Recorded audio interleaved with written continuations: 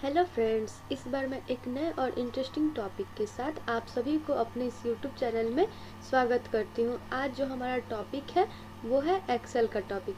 इस वीडियो में हम एक्सेल को अच्छे से समझेंगे क्योंकि अभी तक हम लोग जो भी एप्लीकेशन यूज़ किए हैं वो एक हद तक सिमिलर थे, बट जो हम एक्सेल पढ़ेंगे वो उससे काफ़ी अलग है।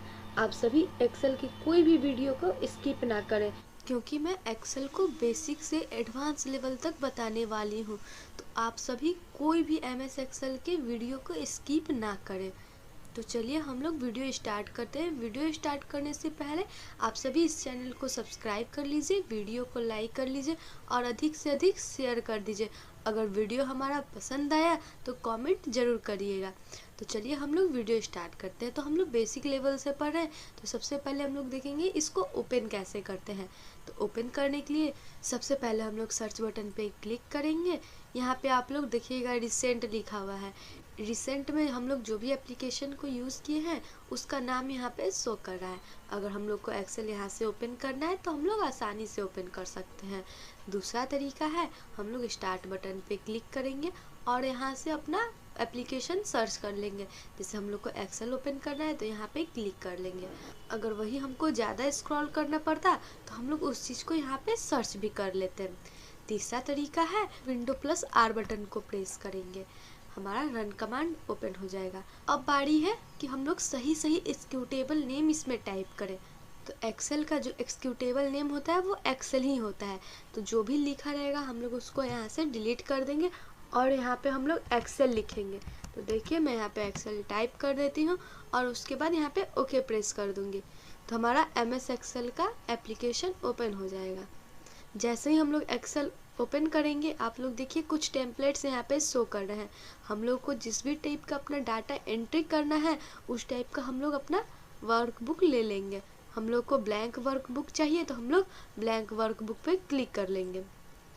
तो हम लोग के सामने एमएस एक्सेल का एक ब्लैंक वर्कबुक ओपन हो गया है। इसके बाद हम लोग इसको जानेंगे कि इसमें कौन सा ऑप्शन क्या होता है, क्योंकि एमएस वर्ड या वर्डपैड या नोटपैड से ये काफ़ी अलग है। तो हम लोग इसको एक बार फिर से देख लेते हैं। सबसे ऊपर आता है हमारा टाइटल बार, जिसमें एक साइड आप देखिएगा जो एप्लीकेशन हम लोग ओपन किए हैं उसका नाम शो कर रहा है। अभी इस एमएस एक्सेल का जो डाटा है इसको हम लोग सेव नहीं किए हैं, तो ये बुक 1 के नाम से शो कर रहा है। अगर हम इसको किसी भी नाम दे के सेव कर देते हैं तो वो नाम यहाँ पे लिखेगा। इसके बगल में आएंगे हम लोग, ये है क्विक एक्सेस टूल बार। इसका यूज़ क्या होता है, कोई भी ऑप्शन को अगर हमको जल्दी में यूज़ करना है तो हम लोग यहाँ पे शो कर लेते हैं। जैसे इसके टीन एरो पे क्लिक करेंगे।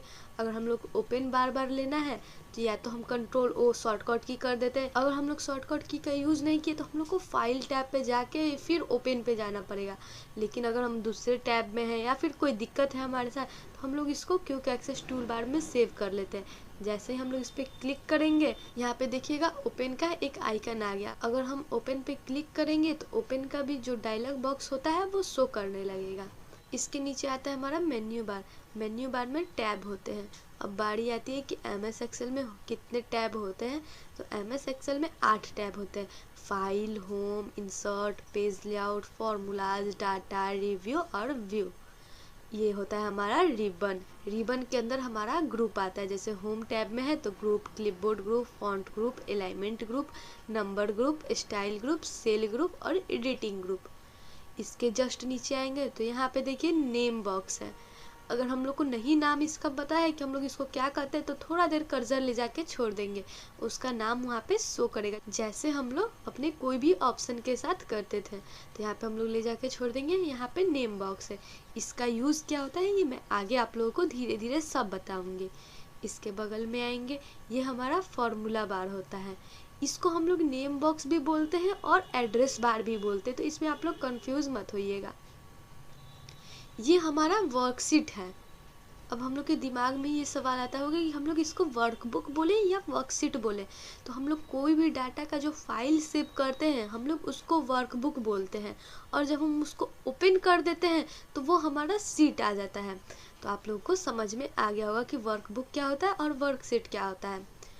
इसके बाद आप लोग ध्यान दीजिएगा, हॉरिजेंटल में ABCD लिखा है और वर्टिकल में 1 2 3 4 लिखा है। इसका मतलब क्या होता है, ये हमारा जो ABCD है वो हमारा कॉलम होता है और जो 1 2 है ये हमारा रो होता है। अब रो और कॉलम मिला के हमारा बनता है एक सेल।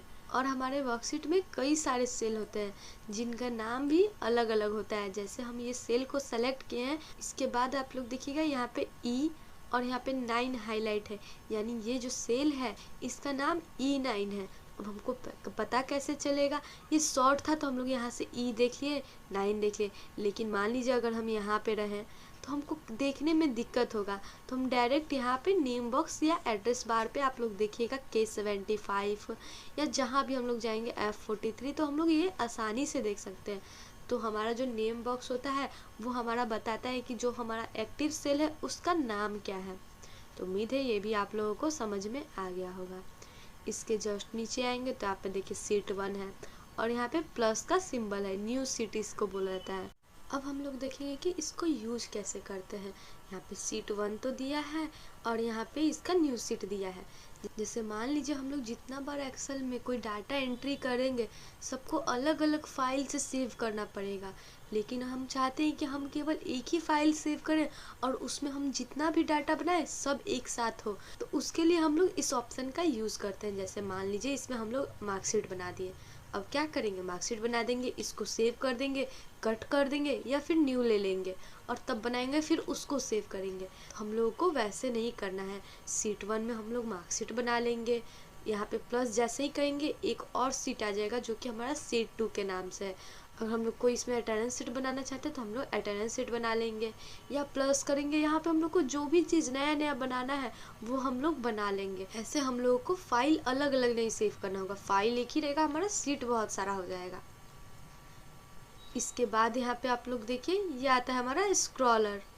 यहाँ से हम लोग स्क्रॉल कर सकते हैं। एक हॉरिजेंटल स्क्रॉलर आता है, एक वर्टिकल स्क्रॉलर आता है। इसके जस्ट नीचे आएंगे तो यहाँ पे जूम इन और जूम आउट वाला रहेगा, तो हम लोग यहाँ से जूम इन भी कर सकते हैं और जूम आउट भी कर सकते हैं। इसके बगल में हम लोगों को पेज व्यू कैसे करना है, तो बाय डिफ़ॉल्ट ये नॉर्मल पे रहता है। अगर हम लोग को पेज लेआउट में देखना है तो हम लोग पेज लेआउट में भी देख सकते हैं इसको। अगर हम लोग को पेज ब्रेक में देखना है तो हम लोग इसको पेज ब्रेक में भी व्यू कर लेंगे। इस ऑप्शन को आगे जब हम व्यू टैब पढ़ाएंगे तब आप लोगों को अच्छे से बता देंगे। इसके बाद यहाँ पे आप लोग देखिएगा मिनिमाइज़ है, जो आप लोग को बता दिया गया था। मिनिमाइज़ यहाँ पे क्लिक करेंगे, हमारा एप्लीकेशन तो क्लोज हो जाएगा लेकिन वो बैकग्राउंड में चलते रहता है। हम लोग स्टेटस बार पे आएंगे और एक्सेल पे क्लिक कर देंगे। आप लोग देखिए हमारा जहाँ से भी हम लोग एप्लीकेशन को छोड़े होंगे या मिनिमाइज़ किए होंगे, एप्लीकेशन हमारा वहीं से स्टार्ट होगा। उसमें जो भी हम लोग टाइप किए होंगे वर्ड वो कहीं नहीं जाएगा, वो वहीं से आएगा। रीस्टोर डाउन का क्या यूज़ होता है, तो रीस्टोर डाउन पे क्लिक करेंगे, हमारा जो फुल स्क्रीन पर पहले था MS एक्सेल अब वो छोटा हो गया है। यहाँ से हमको जितना भी साइज रखना है हम लोग इसको रख सकते हैं अपने हिसाब से। तो आप लोग देख सकते हैं हम लोग को जैसे रखना है हम लोग वैसे रखेंगे। फिर रीस्टोर डाउन पे हम लोग क्लिक करेंगे तो हमारे ये पूरे स्क्रीन पे फिट हो जाएगा MS एक्सेल। इसके बगल में आता है क्लोज का, इससे हम लोग अपने एप्लीकेशन को क्लोज कर सकते हैं। तो उम्मीद है आप लोगों को एक्सेल के इंट्रोडक्शन के बारे में अच्छे से समझ में आ गया होगा। इससे हम लोग थोड़ा सा आगे बढ़ते हैं तो आप लोग देखिएगा ABCD ये सब यहाँ पे लिखा हुआ है, यहाँ पे 1 2 लिखा है। तो मैंने आप लोगों को थोड़ा देर पहले बताया था कि हमारा कॉलम होता है और ये हमारा रो होता है। तो रो और कॉलम होता तो है, लेकिन ये जो हमारा ABCD लिखा है ये हमारा कॉलम हेडर होता है और जो हमारा 1 2 है ये हमारा रो हेडर होता है। और ये हमारा सेलेक्ट ऑल बटन है। यहाँ पे देखिएगा 1 और A के बीच में जो आता है वो सेलेक्ट ऑल बटन है। जैसे ही हम लोग इस पर क्लिक करेंगे हमारा जो भी सीट रहेगा वो पूरा सेलेक्ट हो जाएगा, जहाँ तक ये रहेगा वहाँ तक सेलेक्ट हो जाएगा।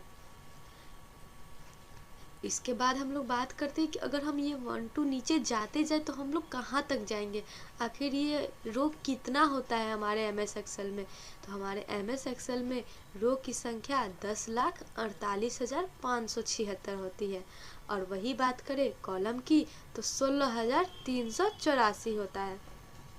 इसके बाद आप लोग देखिएगा यहाँ पे सीट 1 सीट 2 सीट 3, फिर ये कितना तक जाता है। जैसे हमारा कॉलम 16,384 तक गया था वैसे हमारा सीट कहाँ तक जाता है, तो हमारा जो सीट रहता है वो 256 तक जाता है। यानी हम लोग एक्सेल के एप्लीकेशन में अधिक से अधिक 256 सीट को इंसर्ट कर सकते हैं। इसके बाद आप लोग को चेक करना है कि जो है रो हमारा है वो 10,48,576 है या नहीं। तो हम लोग स्क्रॉल करेंगे तो करते रह जाएंगे, कब तक स्क्रॉल करेंगे। तो उसके लिए हम लोग एक शॉर्टकट की का यूज़ करेंगे, कंट्रोल के साथ हम लोग डाउन एरो का यूज़ करेंगे और हम लोग सबसे एंड में आ जाएंगे। आप लोग यहाँ पे देख सकते हैं 10,48,576 है, यानी हम लोग रो के सबसे एंड में आ गए हैं। अगर वही हमको फिर से फर्स्ट रो पे जाना है तो कंट्रोल के साथ अप एरो की का यूज़ करेंगे। तो आप लोग देखिएगा हम लोग फिर से 1 पे आ गए हैं। सेम उसी तरह अभी हम लोग कॉलम ए पर है, यानी कॉलम 1 है, हमारा संख्या ये 1 होगा। लेकिन अगर हमको सबसे लास्ट कॉलम पे जाना है तो हम लोग कंट्रोल बटन के साथ राइट एरो का यूज़ करेंगे। तो आप लोग देखिए यहाँ पे XFD आ गया है। ये हमारा डिक्शनरी वाइज चलता है, जैसे होता है ना ABCD चलता है, फिर उसके बाद यहाँ पे आप लोग देखिएगा E फिर F फिर G, वैसे चलते हैं, यानी डिक्शनरी वाइज हमारा चलता है। तो यहाँ पे अल्फ़ाबेटिकल है इसीलिए हम लोग काउंट नहीं कर सकते, लेकिन अगर इसको काउंट किया जाए तो जितना मैंने आप लोगों को कॉलम बताया है उतना ही होगा। अगर हम लोग को फिर से पहले कॉलम पे आना है तो कंट्रोल के साथ हम लोग लेफ़्ट एरो की का यूज़ करके आ जाएंगे। और एक्सेल में सीट 1 से डायरेक्ट सीट 256 पे जाना या डायरेक्ट 256 सीट इंसर्ट करना या डिलीट करना, इसका कोई शॉर्टकट की नहीं होता है। इसको हम लोग यही न्यू सीट पे क्लिक करके इंसर्ट करते हैं और डिलीट करने का मैं आगे आप लोग को सब बताऊंगी। ये तो हो गया, हम एक्सेल के बारे में जान गए। अब हम लोग इस पे काम करेंगे, धीरे धीरे इस पे काम करना सीखेंगे। तो चलिए मैं आप लोगों को एकदम अच्छे से बताती हूँ। हम लोग कोई भी सेल पे आएंगे, अभी जो हमारा सेल एक्टिव है उसका नाम क्या है, C6 है। हम लोग इसमें कोई भी चीज़ टाइप करते हैं तो आप लोग देखिएगा हम लोग कोई भी चीज़ टाइप किए तो पहला है, अगर वो बड़ा होगा तो हम लोग देखिए लाइन है उससे बाहर आ जा रहा है। अगर हमको उसको एडजस्ट करना है तो हम लोग उसको कैसे एडजस्ट करेंगे, तो हम लोग को कर्सर अपने C और D के बीच में एक लाइन होगा वहाँ पे लाना है और डबल क्लिक कर देना है। जैसे ही हम लोग डबल क्लिक करेंगे आप देखिए अपने आप एडजस्ट हो गया है। दूसरा तरीका है, हम लोग लाइन पे अपना कर्सर लाएंगे और यहाँ पे लेफ़्ट क्लिक करके जितना दूर तक हमको C कॉलम को ले जाना है, उसका विड्थ बढ़ाना है, हम वहाँ तक उसको बढ़ा लेंगे। आप लोग देख सकते हैं, या फिर हम लोग को जितना कम करना है हम लोग कम कर सकते हैं अपने हिसाब से। तीसरा तरीका क्या होता है, हम लोग सेलेक्ट ऑल बटन का यूज़ करते हैं। इसके लिए मैं कुछ और टेक्स्ट टाइप कर लेती हूँ अलग अलग रो कॉलम में। तो आप लोग देख सकते हैं यहाँ पे मैं टाइप कर ले रही हूँ। अब देखिएगा ET के बाद यहाँ पे जितना है वो खाली रो बचा है, इतना हमारा जो स्पेस है वो कम पड़ जाएगा। अगर हम लोग को पूरा D से ज़्यादा अगर कॉलम का यूज़ करना है तो हमारा स्पेस कम पड़ जाएगा और वो अच्छे से दिखेगा नहीं। इसके बाद आप लोग देखिएगा मैंने यहाँ पे टाइप कर लिया है, कहीं अधिक स्पेस आ रहा है कहीं कम स्पेस आ रहा है। जैसे ये ET लिखा है तो इसके बाद ज़्यादा स्पेस आ रहा है। अगर हम कोई डाटा बड़ा एंट्री करते हैं तो हमको वहाँ से बार बार स्क्रॉल करके देखना पड़ेगा। तो हम लोग क्या करेंगे, ऑल सेलेक्ट बटन पे क्लिक करेंगे और यहाँ पे देखिए जरूरी नहीं है कि AB के बीच में आएंगे, CD के बीच में आएंगे, कहीं भी जाके बस हमको डबल क्लिक कर देना है। इसके बाद देखिएगा ये सब अपने अनुसार एडजस्ट हो जाएगा। सभी स्टूडेंट से रिक्वेस्ट है कि आप सभी कोई भी वीडियो को स्किप ना करें। अगर आप वीडियो स्किप कर देते हैं तो आगे आप लोगों को समझने में बहुत सारी दिक्कतें आएंगी। तो हम लोग वीडियो को स्किप नहीं करेंगे, एक एक करके पूरे वीडियो को अच्छे से देखेंगे अगर हम लोगों को एक्सेल अच्छे से पढ़ना है तो। इसके बाद हम लोग बात करते हैं कि जैसे हम लोग ये लेटर तो लिख दिए, अगर हमको इसको एडिट करना है तो कैसे करेंगे। एडिट में बीच में बहुत दिक्कत होता है। हम लोग क्या करते थे, MS वर्ड में एडिट करना था तो बैक स्पेस प्रेस करते थे। हम लोग जैसे ही बैक स्पेस का यूज़ करेंगे यहाँ से तो हमारा पूरा वर्ड ही डिलीट हो गया, लेकिन हमको तो केवल एडिट करना था। तो उसके लिए क्या करेंगे, तो हम लोग बैक स्पेस का यूज़ नहीं करेंगे। आप लोग देखिएगा मैं जैसे से आप लोग को बता रही हूँ, बस आप लोग ध्यान से देखते जाइएगा। जैसे मान लीजिए ये कोई हमारा वर्ड हुआ, इसको हम लोग को एडिट करना है तो हम लोग क्या करेंगे, पहला तरीका है हम लोग फॉर्मूला बार पे क्लिक करेंगे और यहाँ से जो भी चीज़ एडिट करके हमको ऐड करना है वो हम ऐड कर लेंगे। और जैसे ही हम दूसरी जगह क्लिक करेंगे ये हमारा जो भी वर्ड रहेगा वो एडिट होके आ जाएगा। दूसरा तरीका है हम लोग उस सेल को एक्टिव करेंगे जिस भी सेल के हम लोग को वर्ड को एडिट करना होगा और हम लोग F2 बटन प्रेस करेंगे। यहाँ पे देखिए कर्सर ब्लिंक करने लगेगा, फिर हम लोग बैक स्पेस का यूज आसानी से करके कुछ भी एडिट कर सकते हैं। और तीसरा तरीका क्या होता है ये अब आप लोग देखिएगा। हम लोग उस वर्ड को सेलेक्ट करेंगे और वहाँ पे डबल क्लिक करेंगे। जैसे ही हम लोग डबल क्लिक करेंगे फिर हमारा कर्सर ब्लिंक होने लगेगा। अब हम लोग को जो भी एडिट करना होगा हम लोग वो एडिट कर लेंगे। ये हमारा 3 तरीका होता है जो हम अपने डॉक्यूमेंट में किसी भी वर्ड को एडिट कर सकते हैं। इतना तो आप लोगों को अच्छे से समझ में आ गया होगा। इसके बाद हम लोग ऑटो फिल के ऑप्शन को अच्छे से समझेंगे। जैसे मान लीजिए हम लोग को सीरियल नंबर देना है तो क्या करेंगे, पहले 1 लिखेंगे, फिर 2 लिखेंगे, फिर 3, ऐसे टाइप करते रह जाएंगे। अगर हम लोग को 100 तक सीरियल नंबर लिखना है तो हम लोग को 100 टाइम्स टाइप करना पड़ जाएगा। तो हम लोग वैसा बिल्कुल भी नहीं करेंगे। हम लोग 1 और 2 लिखेंगे और दोनों को सेलेक्ट करके यहाँ पे देखिए रेक्टेंगल शेप आ रहा है, वहाँ पे कर्सर ले जाएंगे और अपने माउस का लेफ्ट क्लिक करके ड्रैग कर देंगे। हमको जहाँ तक अपना सीरियल नंबर देना है हम लोग वहाँ ला के छोड़ देंगे। आप लोग देख सकते हैं वहाँ तक हमारा सीरियल नंबर ऑटोमेटिक आ जाएगा। अगर हम लोग को इवन नंबर लेना है तो यहाँ पे 2 लिखेंगे, यहाँ पे 4 लिखेंगे। इसके बाद हम 2 और 4 को सेलेक्ट करके ड्रैग कर देंगे। हम लोग को जहाँ तक इवन नंबर चाहिए वहाँ तक आ जाएगा। या फिर मान लीजिए हम लोग यहाँ पे 2 लिखें, इसके नीचे में 7 लिख दिए। अगर हम इस दोनों को सेलेक्ट करके और यहाँ से ड्रैग कर देंगे तो आप लोग देखिएगा कि अब जो हमारा हर नंबर का डिफरेंस है, यहाँ पे नंबर आया होगा, सबका डिफरेंस 5 होगा, क्योंकि 2 और 7 के बीच का डिफरेंस होता है 5 होता है। इसके बाद अगर हम लोग को जनवरी फरवरी टाइप करना है तो हम लोग वो भी कर सकते हैं। जनवरी का JAN लिखेंगे और इसको हम लोग ड्रैग कर देंगे। यहाँ पे कर्सर लाएंगे और ड्रैग कर देंगे, जहाँ तक हम लोग को चाहिए वहाँ तक ये ऑटोमेटिक आ जाएगा। कोई ज़रूरी नहीं है कि हम लोग JAN लिख के ही डालेंगे, जनवरी भी लिख के डाल सकते हैं, या संडे मंडे या SUN MON ये भी लिख के डाल सकते हैं। लेकिन अगर हम चाहते हैं कि हम अपना खुद का एक ऑटो फिल बनाएं तो वो कैसे बनाएंगे, तो इसके लिए हम लोग फाइल टैब पे जाएंगे, यहाँ पे ऑप्शन पे जाएंगे, यहाँ से हम लोग एडवांस लेंगे। इसके बाद हम लोग जनरल ऑप्शन को खोजेंगे। यहाँ पे देखिए display option for this workbook, उस तरह हम लोग जनरल को खोजेंगे। फॉर्मूला है, यहाँ पे आप लोग देखिएगा जनरल है, यहाँ पे create list for insert and fill sequence है। हम लोग एडिट कस्टम लिस्ट पे क्लिक करेंगे और यहाँ पे देखिएगा पहले से जो लिस्ट बना है SUN MON जनवरी फरवरी, अगर हम कोई अपना लिस्ट बनाना चाहते हैं तो न्यू लिस्ट पे क्लिक करेंगे और यहाँ पे कर्सर हमारा ब्लिंक कर रहा है। हम लोग को जैसे टाइप करना है हम लोग वैसे टाइप कर सकते हैं। मैं यहाँ पे मोमोज डाल दे रही हूँ, आप लोग देखिएगा मैं यहाँ पे मोमोज डाल दी और फिर कॉमा दूंगी, फिर बर्गर डाल देती हूँ। यहाँ पे मैंने बर्गर डाल दिया, फिर कॉमा देके मुझे जो भी डालना है मैं यहाँ पे डाल देती हूँ। आप लोग को जो भी डालना होगा आप लोग डाल लीजिएगा, अपने ज़रूरत के अनुसार डालना है। मुझे खाना बहुत पसंद है इसलिए मैंने खाने का ही यहाँ पे डाला है। इसके बाद से मैं यहाँ पे ऐड कर लूँगी और ओके करके फिर से ओके करूँगी और अपने वापस सीट में आ जाऊँगी। सीट में आने के बाद से यहाँ पे मैं बस मोमोज़ लिखूँगी। यहाँ पे आप लोग देखिएगा मोमोज़ मैंने लिखा और मैं कॉर्नर पे आऊँगी और इसको ड्रैग कर दूँगी। आप लोग देखिएगा मोमोज बर्गर डोसा। अब ये जहाँ तक अगर ख़त्म हो जाएगा फिर से वो सीक्वेंस रिपीट अपने आप को करेगा। तो डोसा तक मैं 3 ही वर्ड टाइप की थी इसलिए 3 वर्ड के बाद फिर से ये अपने आप को रिपीट कर रहा है। जैसा कि आप लोग देख सकते हैं जनवरी फरवरी यहाँ तक दिसंबर तक आया, फिर जनवरी से रिपीट करने लगा है। तो उम्मीद है आप लोगों को ऑटो फिल के भी बारे में अच्छे से समझ में आ गया होगा। इसके बाद हम लोग बात करेंगे कॉलम या रो की हाइट और विड्थ को हमको बढ़ाना या घटाना होगा तो हम लोग कैसे बढ़ाएंगे घटाएंगे। तो 2 तरीके से हम लोग इसको बढ़ाया घटा सकते हैं। तो हम लोग रो को सेलेक्ट करेंगे, इस पे राइट क्लिक करेंगे और यहाँ पे आप लोग देख सकते हैं रो हाइट है, हम लोग रो हाइट पे क्लिक करेंगे। रो हाइट पे क्लिक करने के बाद बाय डिफ़ॉल्ट ये 15 रहता है। हम लोग को जितना भी बढ़ाना होगा हम लोग उतना रख सकते हैं। जैसे ही मैं 23 रख के ओके करूँगी आप लोग देख सकते हैं बाकी सब के रो के हाइट के मुकाबले ये जो हमारा रो है इसका हाइट ज़्यादा हो गया है।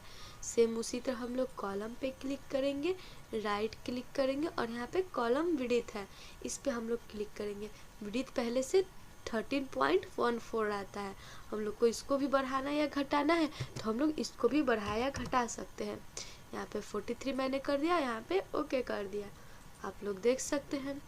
अब हम लोग राइट क्लिक यूज़ ना करके अगर यहाँ पे देखिएगा सेल ग्रुप है ना, सेल ग्रुप में फॉर्मेट का ऑप्शन है, इस पे भी हम लोग जाके रो हाइट को बढ़ाया घटा सकते हैं, कॉलम हाइट को बढ़ाया घटा सकते हैं। इसके बाद आप लोग देखिएगा ऑटो फिट रो हाइट है या कॉलम विड्थ है। ये चीज़ मैंने आप लोग को पहले भी बता दिया है कि अगर हम लोग को एडजस्ट करना है अपने रो को या फिर कॉलम को, तो हम लोग उसके हेडर पे जाएंगे और डबल क्लिक कर देंगे या फिर लेफ़्ट क्लिक करके उसको ड्रैग कर लेंगे। अगर हम वहाँ ना करके यहाँ से कर ऑटो फिट कॉलम विड्थ पर से कर ले तो वो भी बाय डिफ़ॉल्ट ऑटो फिट हो जाता है। इसके बाद हम लोग बात करते हैं कि अगर कोई रो को डिलीट करना है या कोई कॉलम को डिलीट करना है तो हम लोग क्या करेंगे, बस रो पे राइट क्लिक करेंगे, जो भी रो को हम लोग को डिलीट करना रहेगा और यहाँ से डिलीट कर लेंगे तो डिलीट हो जाएगा। अगर हमको उस रो में जो भी टेक्स्ट लिखा है केवल उसको डिलीट करना है, उस रो को डिलीट नहीं करना है, तो हम लोग क्लियर कंटेंट्स कर देंगे। उस रो पर का जितना भी चीज़ रहेगा वो क्लियर हो जाएगा। फिर से हम लोग राइट क्लिक करेंगे, यहाँ पे इंसर्ट है। अगर इस रो के ऊपर हमको कोई रो इंसर्ट करना है तो हम लोग इंसर्ट पे क्लिक कर देंगे। तो आप लोग देखिए एक रो नया इंसर्ट होके आ जाएगा। अब जो रो इंसर्ट होके आएगा वो रो उसी हाइट के अनुसार आएगा जो हम लोग सेट किए होंगे।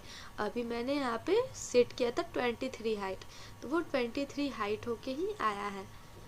इसके बाद फॉर्मेट सेल है। अगर हमको कोई सेल को कलर करना है या फिर अगर हाइड करना है, अनहाइड करना है, तो हम लोग यहाँ पे यूज़ कर सकते हैं कॉपी कट का। आप लोग देख सकते हैं ये सारा ऑप्शन यूज़ कर सकते हैं। सेम वही ऑप्शन हम लोग कॉलम के लिए भी है, तो कॉलम के लिए भी यूज़ कर सकते हैं। एक तो हो गया इंसर्ट, हम लोग यहाँ से कर सकते हैं और डिलीट भी कर सकते हैं।